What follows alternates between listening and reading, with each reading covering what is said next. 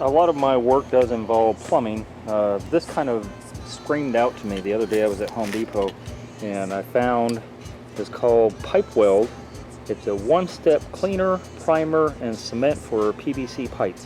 When I find a product, whether it's given to me or in this case I bought this can, understand unless there's a disclaimer in the description box or straight on the video as the video starts that says that I'm getting paid, then know that I'm not getting paid from this company. But I just thought it was kind of a cool thing, and I always want to focus on cool things that I see. Look at that, cleaner, primer, and cement all in one. So to kind of do a little demo of this stuff to see if it actually works, I imagine it does. As I said, it cost me 10 bucks. I don't know a lot of people are going to spend 10 bucks on something for very long if they have failures. But I want to go ahead and do the experiment myself and understand also that PVC, this is specifically for PVC. It doesn't talk about any other material, CPVC or anything on the instructions. It specifies that it is a one-step primer cleaner for cement of PVC pipe. Schedule 20, Schedule 30, Schedule 40, and Schedule 80 up to 6 inches in diameter. So that's all it's for. This would not be for pressurized PVC application. This is only for drain lines. And what I'm going to end up doing is gluing these sections all together as if it were one longer section. And it's going to replicate, because I'm going to fill it up with water, it's going to replicate a P-trap, because a P-trap constantly has water in it. It knows that you have water standing in your line 24/7, which is extremely unusual for a drain line. Any type of drain line is going to be free of water except for the P-trap. So it's kind of an extreme experiment, because I'm going to fill this whole section up with water and cap it off and leave it for a couple of days to make sure we don't have any leaks. I don't have any type of experiment to do in reverse with regard to a primer and a glue, because everybody knows primer and glue works. So I'm just specifically trying to see if this is actually, you know what I'm going to do? It says that short burst I must spray on both ends. I'm going to actually spray as a test only on one end and see if it's still watertight. That'll be interesting.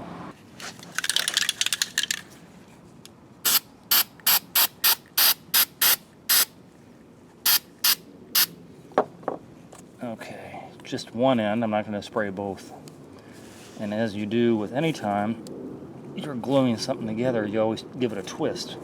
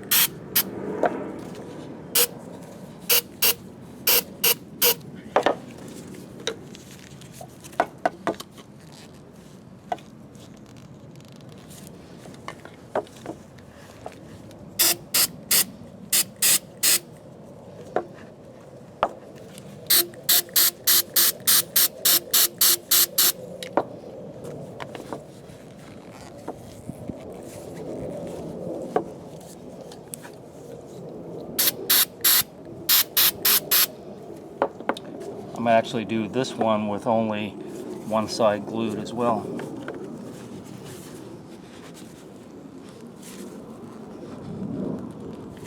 So we know on this end and on that end there's only one side glued.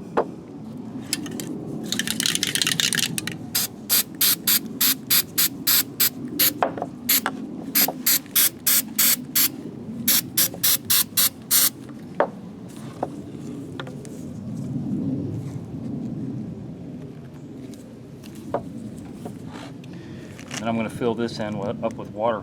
What it smells like to me is it smells like PVC primer. So I guess it begs the question, are or the only thing that these guys are doing is mixing glue with primer and then just calling it all in one. I don't know.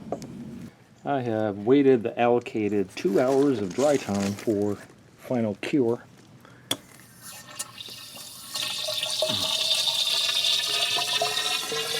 What I'm going to try and do, wish I could pressurize this pipe somehow.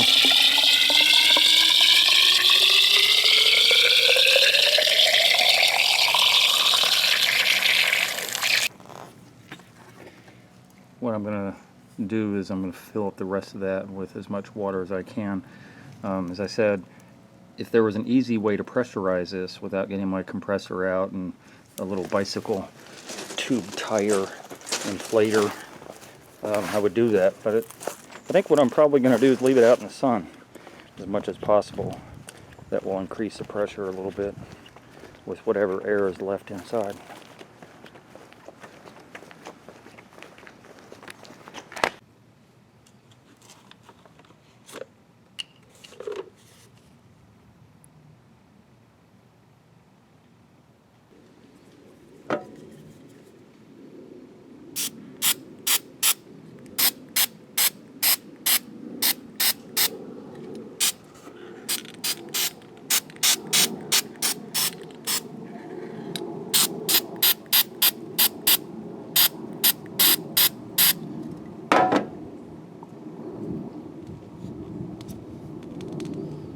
Because of the air that I pushed into there. Like I said, leave it outside for a couple of days sitting right in the sun. That should increase the pressure a little bit more, and we'll see if we had any type of leakage whatsoever. Well, it's a full 3 days later, and there is no leak. The water's still in there. It's probably full of pressure. I'd like to get a little drill bit and drill through the cap of there just to see how much pressure there's in there. But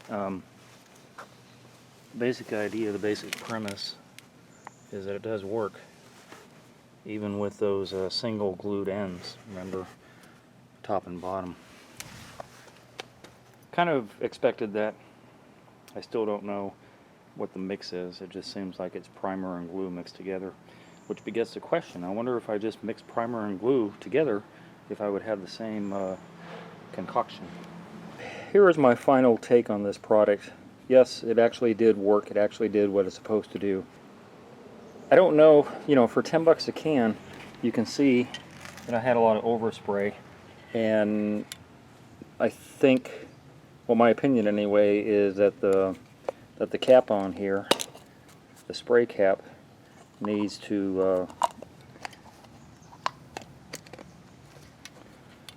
be adjusted down a little bit because I have the overspray. There was both overspray with regard to loss, but also it sprayed a lot. When I was spraying it, you could see clearly I didn't need as much as it was spraying out.